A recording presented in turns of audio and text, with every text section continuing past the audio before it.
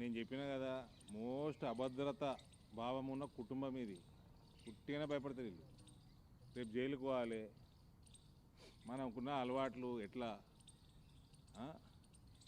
ఎట్లా బతకాలి, ఈ భయము, నిద్ర పడతలేదు, క్వాష్ పిటిషన్లు, కేవేట్లు, అరెస్ట్ చేయకుండా ఇది ఏమంటారు యాంటిసిపేటరీలు, అన్నిటి కింద మీద పడుతున్నారు. నిద్ర పడతలేదు, చేసిన పాపం ఏడిపోదు, అది రివర్స్ కొడుతున్నది. నిద్ర ఉండదు, జైలుకు పోవాలి, జైలునే ఉండాలి, చేసిన పాపాలని కడుక్కోవాలి. ఇది ఈ జన్మలనే కావాలి, మేమందరం చూడాలి. ఎప్పుడు అరెస్ట్ చేస్తారా అని ఎదురు చూసినట్టుగా వ్యవహరించింది.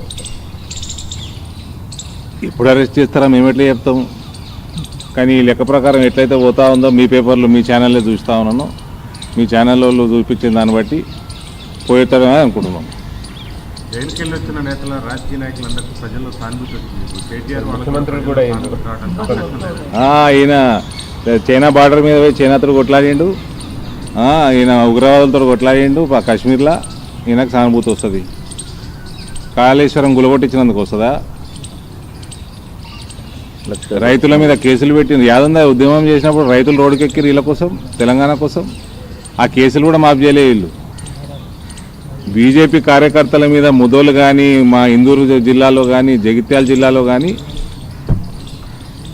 వాళ్ళ మీద కేసులు పెట్టి దొంగ పీడీ యాక్టులు పెట్టి వీళ్ళ పోలీస్ డిపార్ట్మెంట్ ఆనాడు చేసిన అఘాయిత్యాలు అంత ఇంతో కావు.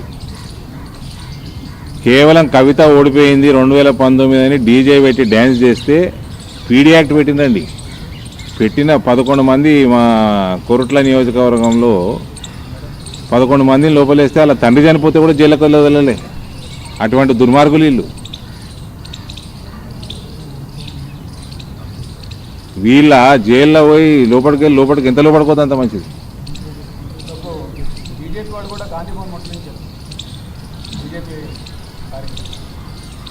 నేను ఒకటే చెప్తున్నా, చూడండి, మొత్తం భారతదేశంలో దుర్బిని పెట్టి చూసినా తెలంగాణ కర్ణాటకలు తప్ప కాంగ్రెస్ ఏడా కనబడదు.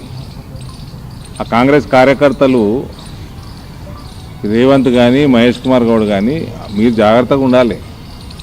బీజేపీ రియాక్ట్ కూడా మొదలుపెట్టిందంటే దాచుకొని ఇక్కడ జాఉండదు మీ జాతీయ నాయకులకి. కానీ ఇవన్నీ మతిలేని పనులు, ఇవన్నీ ఈ అటాకులు చేసుడు, రాళ్ళు కొట్టుడు.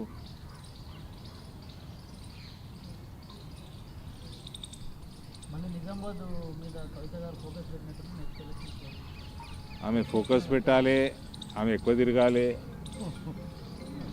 ఆమె యాక్టివ్గా ఉండాలి అని ప్రతి బీజేపీ కార్యకర్త ఇందూరు పార్లమెంట్లో కోరుకుంటాడు. ఆమె ఎంత యాక్టివ్గా ఉంటే మాకు అంత మంచిది. బీజేపీ అధ్యక్ష రేసులో ఉన్నారా? ఇంకా ఎంతవరకు డిసైడ్ చేస్తారు పార్టీ? నన్ను ఏ రేసుకు రమ్మని ఆహ్వానం బలగలేవాళ్ళు నాకు.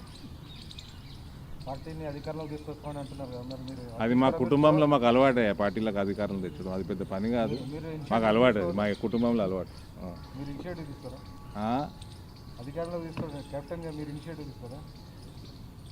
అది నేను కాదు కదా తీసుకునేది, నేను కాదు కదా ఇచ్చేది. బిల్డింగ్లో ఉన్నారా? మీరు బిల్డింగ్ ఉన్నారా ఇస్తే తీసుకోవడానికి? మేము ఆ సబ్జెక్టు లేదు, మమ్మల్ని అడిగింది లేదు, మాకు డిస్కషన్ లేదు. నాకు ఢిల్లీలో పార్టీ ఒక బాధ్యత చెప్పింది ఢిల్లీ ఎలక్షన్లకి, అది చేసుకుంటున్నాం. పార్టీ అధికారంలోకి రావడం తెలంగాణలో పెద్ద పని కాదంటున్నాను నేను. అధ్యక్షుడిని నిర్ణయించుకోకపోవడం వల్ల నాయకత్వం నిర్ణయించుకోవడం పార్టీ ఊపు తగ్గింది, దూకుడు తగ్గిందని ఒక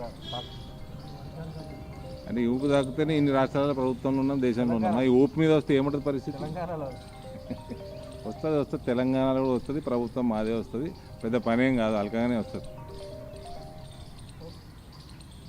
థ్యాంక్ యూ. హిందీ మే